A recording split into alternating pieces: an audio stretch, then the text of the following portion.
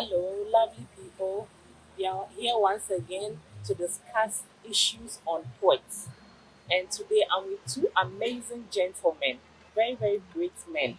And to my immediate left, I have Mr. Eric Bedukuma, also known as Mama Sinta Juno.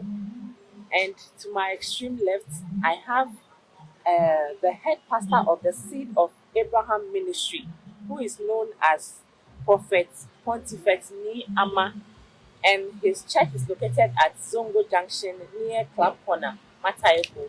You are all welcome to this wonderful program, and stay tuned. You are going to love it. To begin, Mama Sinta, as I will affectionately call you, you are a poet. How did the whole poet journey started for you? I've always said that to be a poet is a calling, just like being a pastor or being a prophet is also a calling. And so I would say it has been a calling, but the realization came to me actually when I was in senior secondary school. I had a friend who is called Seth Apple. Actually, he was very good in literature.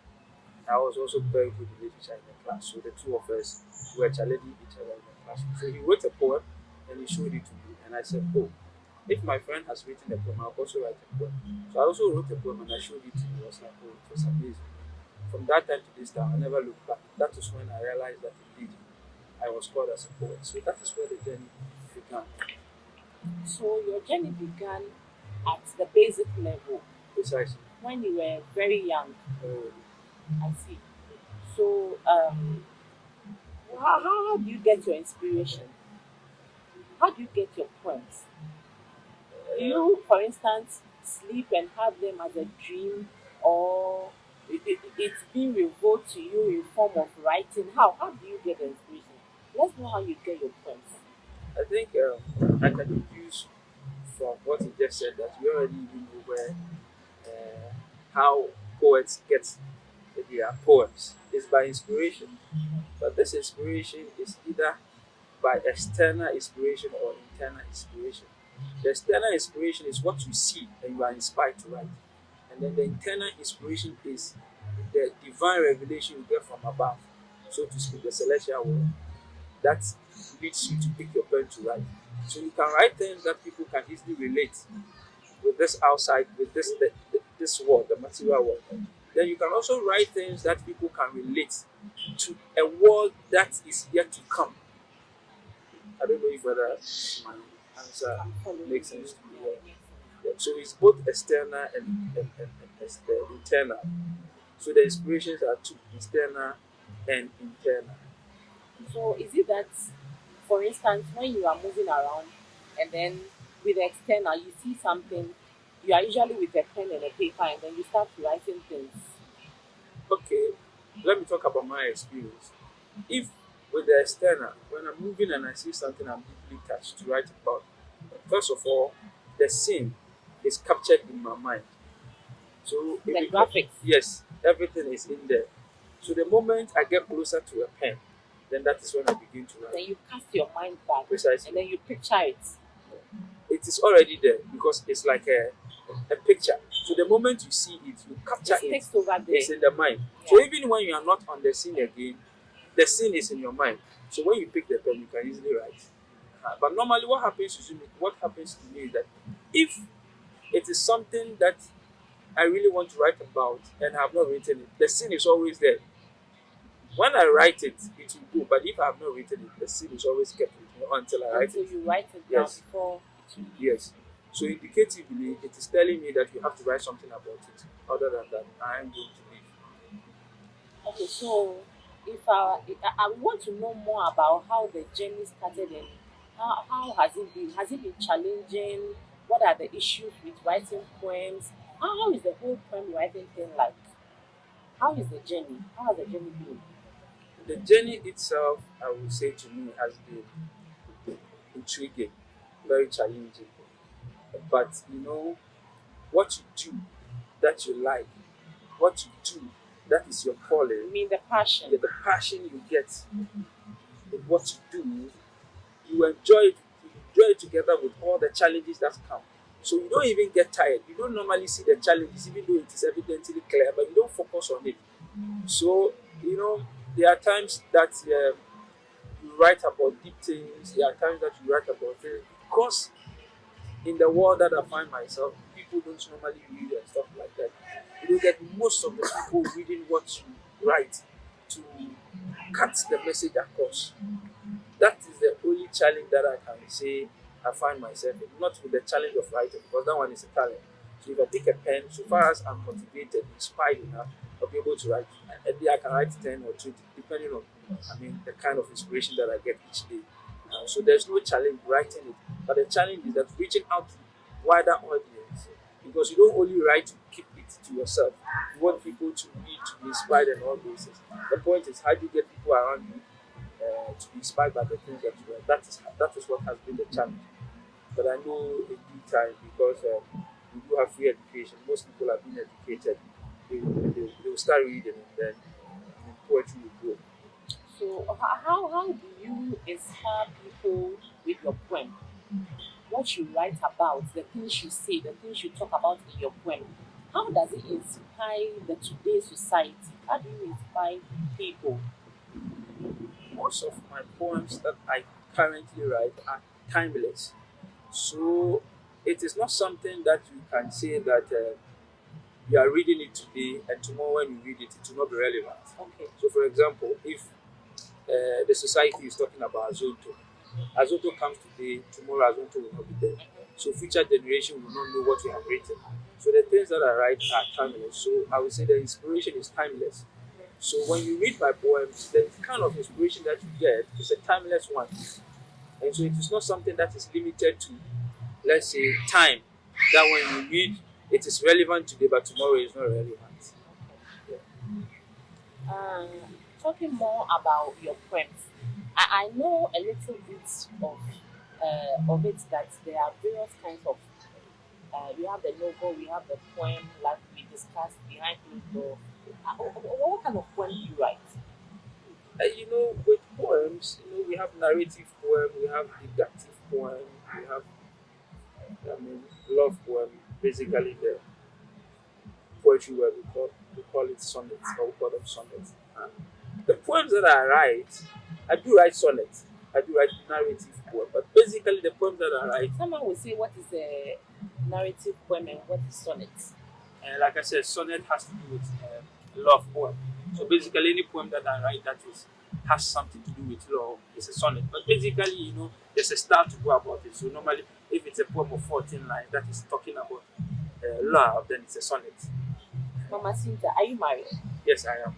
Because the way you are talking about love poems, I guess you'll be writing some love poems to your wife. Not only her, but I do write it to, the love society. Sure. Love is cardinal. Prophet tell you, love is Absolutely. cardinal. People die for love. And so, if you read something about love and you are inspired to know much more about love, I think you can be able to love in the right way. I see. So, where do you mostly get your poems from? Is it divine, or like I said, you look at things around you, or sometimes you just sleep and have dreams, or you sit down and then things start coming into your mind, ideas start coming, and then you try to put this together, and then you create something. Where do you get it from? Like I said from the beginning, it is two ways. I get it from the two sources, the internal and the external. I do get schools from the celestial world, that is from within. See, heaven is within you, that, and hell is also within you. And so, because your physical eyes cannot see the heaven within you, sometimes you question whether what you have written is really from heaven. But heaven is in me, heaven is in you, heaven is in God. So the truth is subjective. So I can tell you that yes, this particular scroll or this particular poem is not external, it's from within and it's coming from heaven. My job is to write what I have received from within. And the viewer or whoever is reading, his job is to be able to discern whether this thing is really coming from within or the external. If it is coming from within, you know. Because the external things are quite evident. They are evidential. If I write something about ants, and you know ants, you've seen ants, and I'm writing something which is outside and obviously you know what You I'm know saying is a that lie. it's not, yeah. But when I'm writing something about the internal that you don't have knowledge about it, I am bringing an information to you. So how you receive that information, how you decipher it, how you are able to grasp the truth in what I'm bringing is within you. And so the subjective one is there and the objective one is there. Is it basically the same as saying the external one and then the internal one? Because what is subjective is coming from you. What is objective is quite clear. Yeah. So the two. Let me come to Prophet Pontifex. Please, I want to know, should we say there is a relation between having uh, revelatory points and being prophetic? I mean, looking at the prophetic ministry, is there a relation to the two, or there's a difference? Should we say a poet can be someone who hears from God or listening from God and then can also call himself that he's a prophet because he's a poet? He's been listening to, he hears things from God and then he's been having inspiration, divine inspiration, and then he gets things from above. So I am also a prophet. Can we say someone who is a poet and get things from above is also a prophet? What's the difference? Make us understand that diversity, that difference. Okay. So when we talk about a prophet is is a big office. So God said, I will not do anything, and I will bring you to the prophet. You cannot compare a prophet to somebody who writes. There's a far difference. Now, a prophet is somebody who treats in three giftings: word of wisdom, word of knowledge, and discerning of spirit. But don't forget in the book of Joel, the Bible says that I'll pour my spirit upon all flesh. And so he can receive from the discernment of spirit, which work with the inner man, and then he can write his inspirations. But that does not mean that if he says something it comes to pass, make him a prophet. No. A prophet is a very big office, and being in that office is not a joke. Thank you very much. So what you mean is that someone can get that revelation from above, or God can actually open someone's eyes to get that revelation and get that words and put it together to inspire people and to teach people things. But you can't say that person is a prophet. Yes. There's a big vast difference Yes, from there's a very big difference between a poetry and a prophet. Like I said, God will not do anything without not revealing it to the prophet. To them, they have the inner feeling, okay, and so they have the inspiration. And what they do mostly is to work with the ink, which is the pen. But what we normally see, we don't write it. But there are things that God can reveal to you that is only to your ears. There are things God can reveal to you that is only to your eyes. But some He also reveals some also to your mouth. To them, they can have the inner feelings, they can have a dream, they can have a trance, they can also see it in the form of a vision.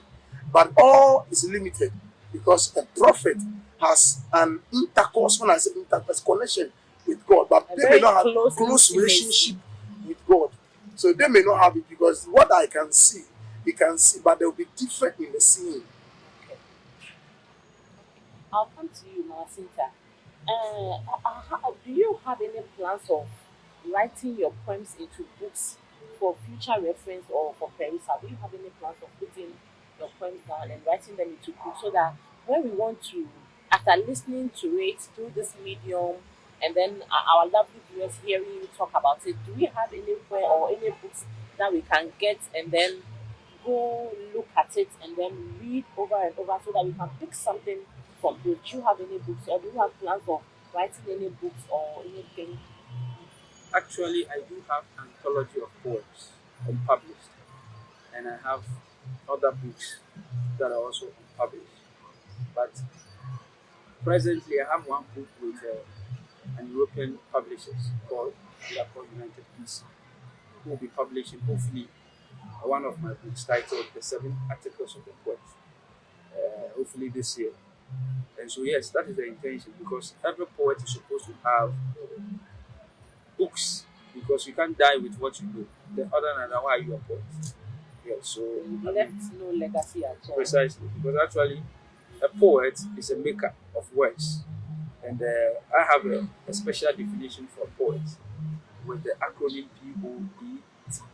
That is a person of essential thoughts. Wow. So any poet you see is somebody who has a very essential thoughts. They don't have ordinary thoughts like other people have, because that is also a calling. So something that you cannot eloquently express, they can do that easily. Something that you see that you lack words to express it, they can do that. So, So for easily. example, yes, so they create the words. For example, look at the sun. It is, if you look at the solar system, the sun is the only light that gives light to the solar system. So that's what human beings look at. So, for example, if we have not developed speech and we don't know much about words, the poet can look at the sun and tell you, if you see the sun, you have seen God. So he tells you sun is God. So when the poet says sun, it will also imply God. What he's trying to tell you that the only source of life is sun. So a poet can write sun eloquently in a poem to imply God, because the sun is the only source of light for us here on earth. And when you receive the rays from the sun, warmth also gives you life. Heat gives you life. So can you imagine a world without the sun? So that's basically the work of the poet. They write. I took a little cue from what you just said, that you have to develop your eloquency. For instance, putting words together. You have to learn how to put your words together to make the reader understand what you are saying and make it more interesting to the reader. Precisely. Okay. I'll continue by asking that what kind of lessons do you want the people out there, our viewers, people who are listening, to take from the poems you write? Well, my poems, the poems that I write is basically to intrigue, to challenge, to entertain, and also to educate.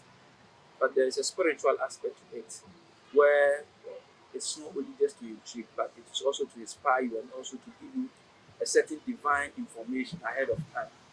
So basically, that's anytime I write, I have all these things in my mind. I'll come to you, Prof. What do you think of people who write poems?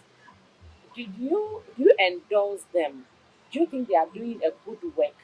And do you think that we should have more of such, so that they can get more, how do I put it, put more words together to teach the society a lot of things? What do you think about poets?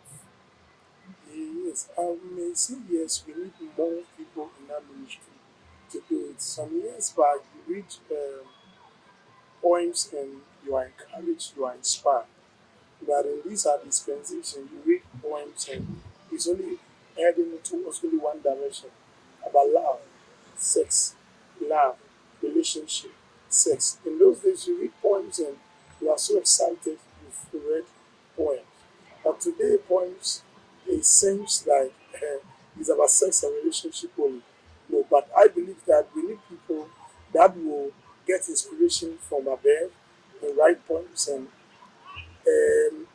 and educate and give us a lot of information about what is about to happen and what is already happening. Because that is what they do.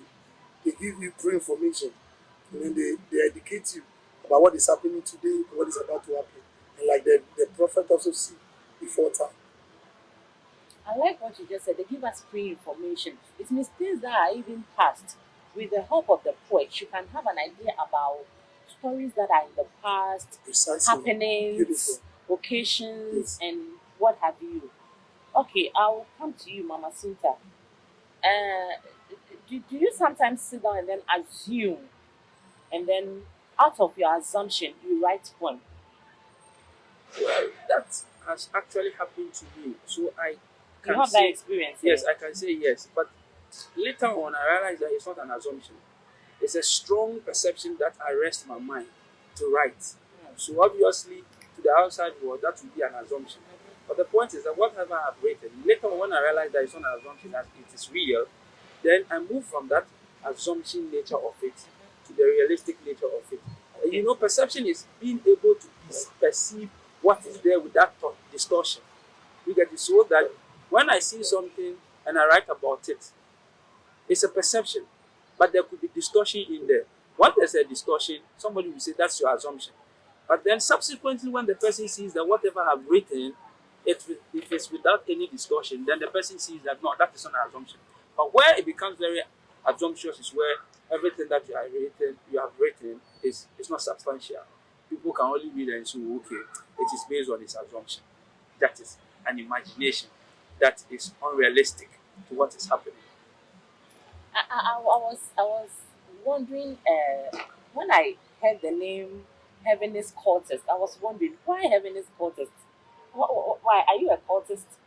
Well, I'm very glad you asked this question. It's very important that I clarify this, and I'm most thankful you gave me the opportunity to talk about this. Okay. Heavenist Cultist, how did it come about? The word cultist means somebody who worship. Cultist, I mean to say, I didn't say cult. Cult means like a society. Group of people. Yes, a society. What they do there is what spells out what is going on there. Okay. So when you say cultist, it's somebody who is a devotee to something. And then the heavenist, you already know. The word itself, heavenist, is not Above. the word heavenist itself is not in the dictionary. One of the primary responsibility of a poet is to create words. The words that you create also can in future enter into the dictionary. That's what we do. For example, I learned that Bangkok is a city that a lot of, if you like, cracks and funny things happen there, which is not good. And so they had wanted to enter, they wanted to use Bangkok to make prostitutes.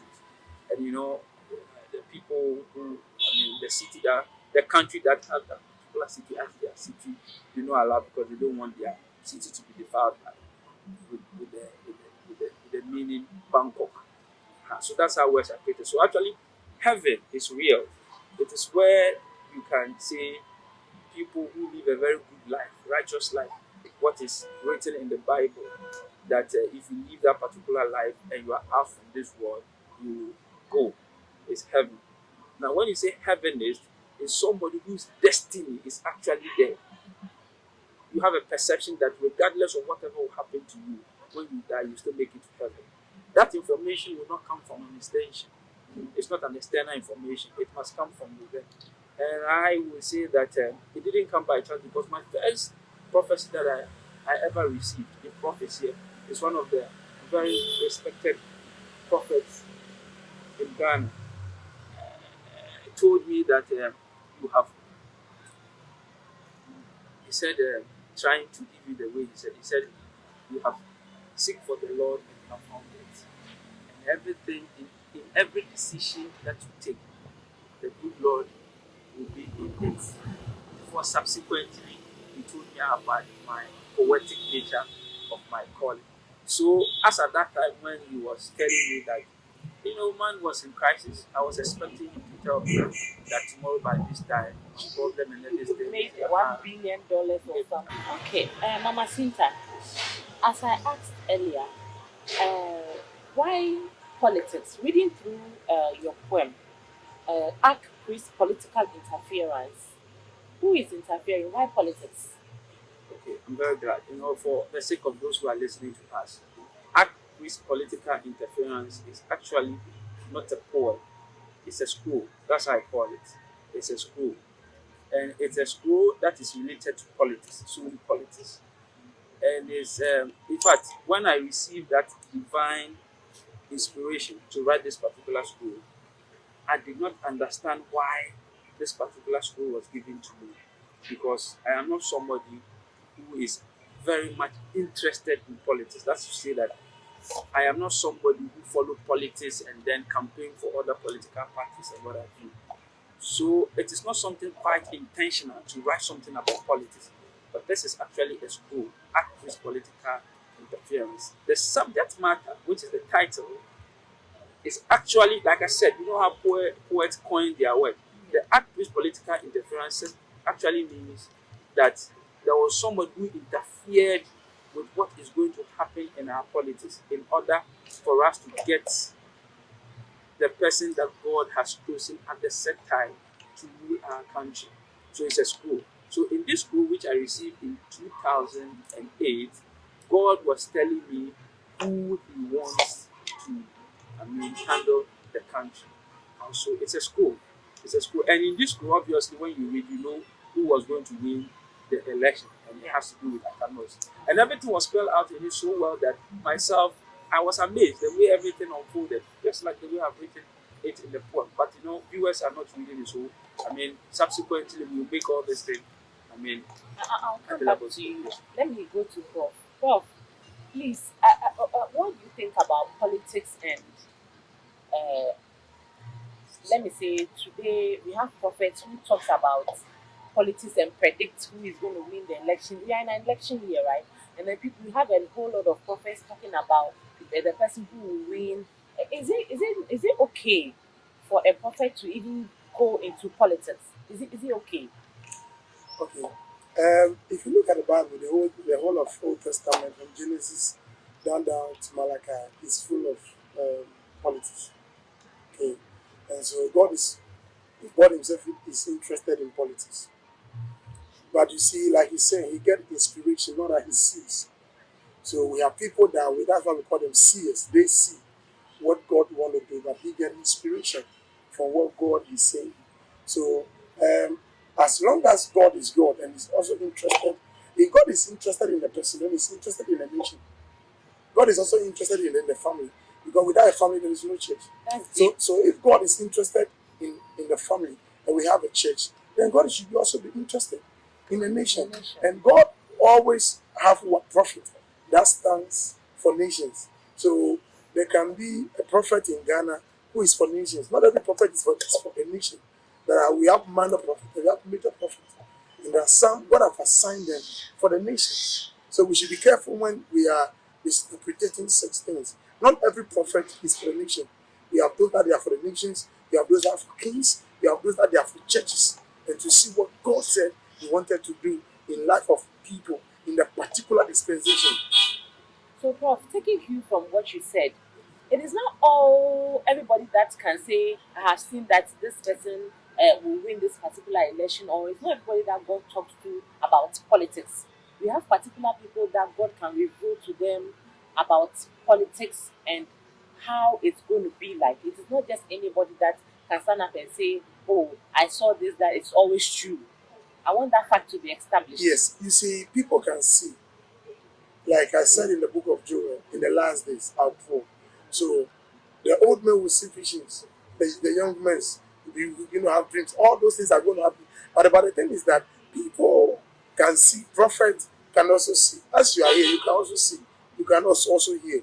But you see, the wisdom as to what you have seen, how to bring it to our daily life is a big problem to us today. Okay, so everybody who sees wanted to come on air to make sure people know that, oh, I've also seen. But you see, that is not what you're supposed to do. Now, when you look at the prophet Jonathan, he went to David and told David that this is what, let me make it in a short way.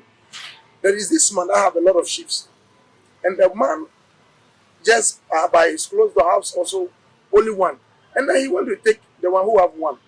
And then he that have plenty have to destroy the one. And David said, if I know, teach me that person. If I know him, I'll make sure he brings all back his good. And the prophet said, you are the one. With wisdom. So then David have to repent. Now, if you come to the New Testament, we have a prophet who is John the Baptist, who will go to the king and tell the king, you are fornicating, you are this. So at the end of the day, you have to be headed. If you have wisdom, like Jonathan did, he will not die. He shouldn't have died before his time. So even though we are prophets, we need to use wisdom. Because wisdom, we don't learn it. So Wisdom is given by God. So, Prof, you are saying you shouldn't just come to the media or go to take to social media and then just start talking. But we should, I mean, use wisdom to say whatever God has given to us, and then we should tell society through wisdom, right?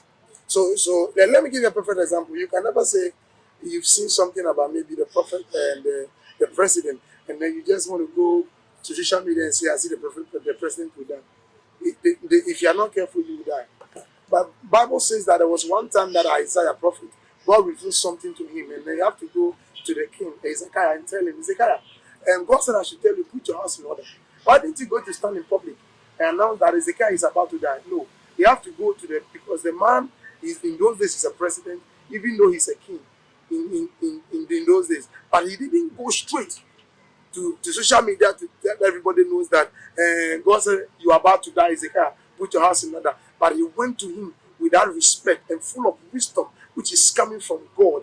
Went to him and tell him, God said I should tell you, put your house in order, for you are about to die. If you have sinned, doesn't mean you should come to social media to say anything.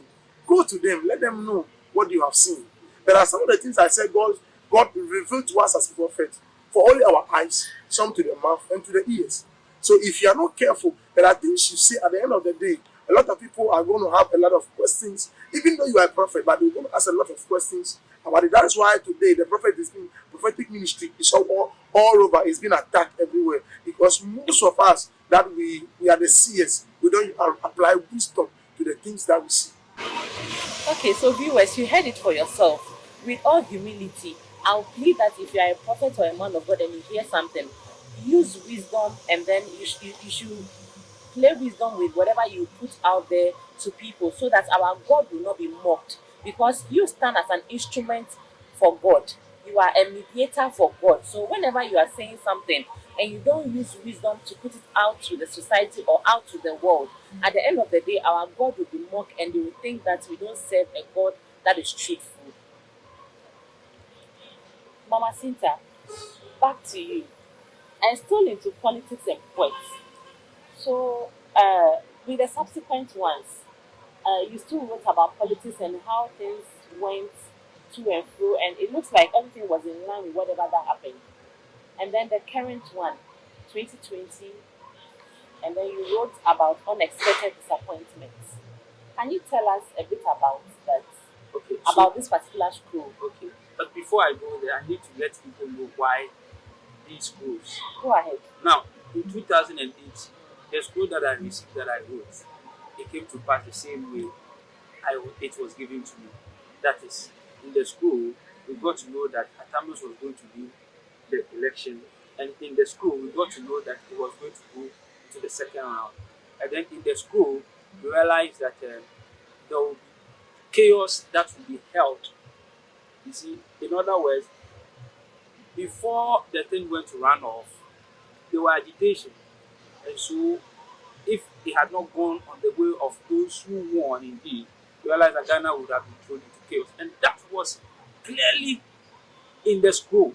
So, it was difficult for people to say anything against it. But when I wrote it, politics will always divide people. If you are at A and somebody's at B, and then they see the scroll and it's favoring A, those are the B who will say, oh, this is bogus, right?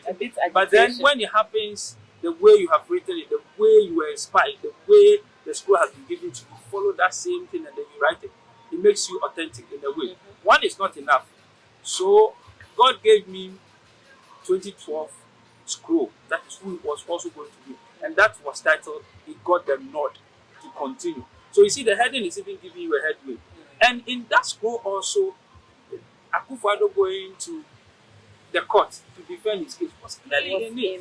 You get it? And then the way a manner it has been written, you know that these are not ordinary words because it was craftily and intelligently written. And this is basically done because I'm a poet and it's a talent. So what I see, I'll be able to write. The prophet was telling prophets to use wisdom, poets to use wisdom, so that the words that you write, when people read it, even the offenses in it will become mild. It's just that That's the applying of the wisdom. the applying of the wisdom. So we poets also apply wisdom when we are using words. So he got the nod. It was evidently clear that everything that the scroll said came to pass. So then people started saying things about the poems that I write. So I remember in 2016, many people came to me, they called me. So this particular election, where is it going to go? But actually, the 2016 scroll, I received it 2 years before the election. 2 years before the election. And so I was able to tell people, because that one, it was quite clear and straightforward. When you read the scroll, you don't need anybody to interpret it for you. You know where it is going. It was quite clear. And the title was what? Is it Incredible Victory or what? Yes. Incredible Victory or something Yeah. like that. So clearly you know. And in it, I wrote in it that a certain percentage was shown to me, was written on about 61%. 61%. Yes, and people were asking And me, asked them, I realized that you explained the 60 and then you explained the one what precisely? two. Yes. So can you talk a bit about that to our viewers? Thank you.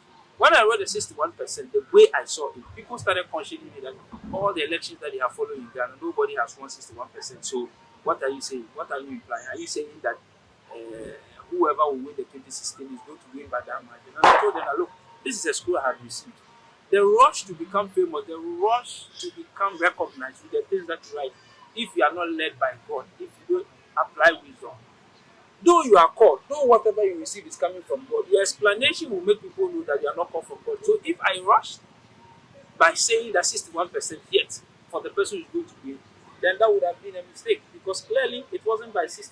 Yet the scroll said 61%. So what was the interpretation of the 61%? When they asked me, I told them, wait, because I have not been given any knowledge about the 61%. So it was written the way I saw it. So when the thing happened, then a perception and interpretation was given to me. Ghana was then having 10 regions, you know that. And then these 10 regions, then the opposition party won 6 regions. And it was the first time that we used biometric machine Yeah. for our election. And so there was only one constituency, that was the German North constituency also. That election did not take place at that particular place. It was postponed to the next day. So the first day that the election was held, that counting started, NPP won 6 regions and NDC won 4 regions. So by percentage, that implies the 60%. Then the plus one, because that particular constituency, not a region, it's a constituency, that election took place the next day and it was counted that day. That place was a battle between the NDC and NPP, and NPP also won that place, hence the 1%. So the 61% that I saw is a clear indication. It was a vivid information that God was giving to me that He was going to be 6 regions and a particular consistency would be delayed or postponed to the next day, and that place I did not they were make going any to write. sense. So how am I going to know that this is what God is saying? So with that wisdom, I'll rush and say 61% because it's like I have seen something that is divine, and I want people to know that it is coming from me. I see myself and all those things. So I throw it out there 61, and then the thing comes to pass. It's not 61, but whatever you wrote has come to pass. Yeah, like the 61% didn't come to pass, but you said you were going to do. So that becomes like lottery. It's not a school anymore. So the scrolls that I received, they are some of the things that I write myself. I study them like the word of God. The event will have to happen before I get the interpretation. Certain times too, I am given a perception, but the perception can only be given to people that are very close, or better still, shut up, like Prof said. Because the perception that I would think it is may not happen when the, the real thing happens. So with the 61%, that is how a perception was given to me to interpret it. So you see, numerology is very important with spirituality. So figures also communicate a lot. And it was my first time I was exposed to numerology, and I got to know that. So fast forward, 2016 came to pass. And the last 2 lines says that the tenure of that particular 2016 election, whoever won it, was going to be with uncertainties, and there were many deaths in it. And obviously, you see the uncertainties and the death that has happened, and the end thereof was rather too short. It means something. They were asking me in 2016, so then what does it mean? Was rather too short. There again, I cannot jump the gun and say something that I don't know. So I left it vacant. I said, let's see. So with my perception, I was thinking that I won't even get any scroll because I'm getting some perception because the end thereof will be rather too short. Then in 2020, I received the 2020 election with the title Unexpected Disappointment. Now, this one, it is one of the scrolls out of the 4 that is very unclear to me. Myself, when I read through it, Yes, it was quite unclear to me. yes, it's very unclear. But you see, this is what makes it a scroll. A prophet, a man of God, can read this scroll and will know what God is saying and he knows who is winning. For me, a perception has been given to me about who is winning. But I can't throw the perception out there because I am afraid I'll make that mistake. Because I am not a prophet, I am a poet who has received a scroll. So a prophet can interpret the scroll correctly, but then I will not say he's right or wrong. I also keep my perception. So this is my job. Something has been given to me. I have to write it. I have to obey it and write it. You get it? I don't have to twist. Because the moment something gets into your mind that people will have to recognize you, you have to be famous and all those. That is when you go to twist things because you think you have said something. And so you know the direction to which it will be going. So you jump the gun to, put something there that may be contrary.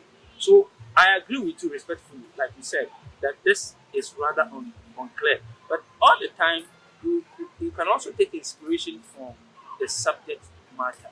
The first one was activist political interference. You remember how the poem, the election went to a runoff, and who was the activist I was referring to? That was then Afarijan. He had to step in and take the thing to a runoff. So you see, figuratively, the activist was Afarijan, yes, the East, right? And then he got the nod to continue. Mama was already elected when Professor Mills died. He was put in the office of the president by the laws of Ghana. And so he got the nod to continue. Clearly, he was the one who was given the nod to continue. So that's the title. So the title is also by inspiration. They don't choose. You see?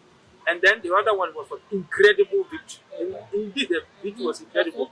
So I'm just inclining your mind to something. And this one was unexpected disappointment. But you see, because of the way I've explained this, you can also quickly jump the gun and incline that, okay, there will be massive disappointment to a particular party, And political you party. even went further to explain how particular candidates didn't get favor didn't get support from his own internal party. Can you explain? Can you go deep, a bit deep for us? Okay. Prof is here with me. As when I got invited, yes, to also do that. It was a scene that was shown to me, and those things are called school because it's like a scene is given to your poet now, right? It's a school, so the school is closed. So you come back to the physical world, it is imprinted there. So now you have to write it. I cannot twist things. So what I saw is what I wrote. Okay. I am also like an observer of the school. I'm watching how it will go. You get it? So in the scroll, I saw that one particular political party was deeply disappointed internally, not externally. We have to differentiate between internal and external. So he was expecting his own people to come out and do something massively for him. But when he met them, when he was supposed to meet them at a particular time, that all of them were very much aware of what was going to happen. When he went there was nobody around. So he was disappointed and he left. It was like plenty, a time of plenty for them. Yes, it was like Prof read the poem, Yes, so he's even trying to correct me on some things like that. It was like a time of plenty, and so the people were supposed to come and eat with him. So he had actually prepared his food from the house. So when he came on the scene and realized that no, the people did not come up, he went to a secret room and ate the food alone by himself. Then when he came out, he asked the few people around them, why is it that these people did not show up? And we have eaten my own, I'm going. Then the driver drove him and then he left the scene. That was a nice scene. But prior to that was 2020, 1st January. Now prior to that, in 2019, in December, somewhere in December, I also saw a scene that Prof has charged us to use wisdom. And like I say, as a poet, all my God, so to speak, you have to use wisdom. So I don't like to mention specifically. In fact, the scroll is available, so those who want to read it can read it and draw their own conclusion on that. But there was a leader in Ghana who was ganged up by, if you like, rebels. These are not rebels from the opposition party, so to speak. These are people who are not satisfied with something that is happening. And because the opposition himself wants to, take power from the present government, when a thing like that happens, it's easy for you to associate that it is the opposition who is behind it doing that. But the perception that was given to me was not people from the opposition, the people who are not happy with something that is happening. They gang up the present leader, and Yeah, then I'll come back to you. Let me go to Prof. And I'll also come back to how we get the scroll. You let our viewers know how we get the scroll. But before then, I'll come to Prof. Prof, what's your take on the 2020 election? How do you relate it to the spirituality? I mean, looking at the spiritual aspect of it and the elections we are going to have this year, it's an election year. What do you think? Spiritually, what do you think? Um, I will not say I think, because even if I think, I may not have a solution. All solutions come from above. Yeah. So I don't think. For me, I don't think. What I used to think, I used to meditate. But what I do between thinking and meditation is only bringing God first into the thinking. That is meditation. So simply, when it comes to this year election, 2020, it will be tough. But like Daniel said, they that know their God will be strong and they will be desperate. And with the scroll he has written, after reading it, I found out that what I told my church 31st was exactly almost the same what I've seen in the What he scroll. wrote. So when he gave to me and I read it, I know where the direction was going. And I was I was called by one of these politicians and was trying to find out for me what really happened. I'm not the type I love social media. I will never come to social media for any other reason. Because God has not called us to popularity. God has called us to purpose. So which purpose has God has called you? Is it to make you known to the people or to make you to known to him? That's So it. when he called me, I told him we should pray. And so for me, I know it's a tough year. 20 in as he said, numerically means that a year of fight. So if those who are strong are those who are going to win the nation, that's the only thing I say. Interesting.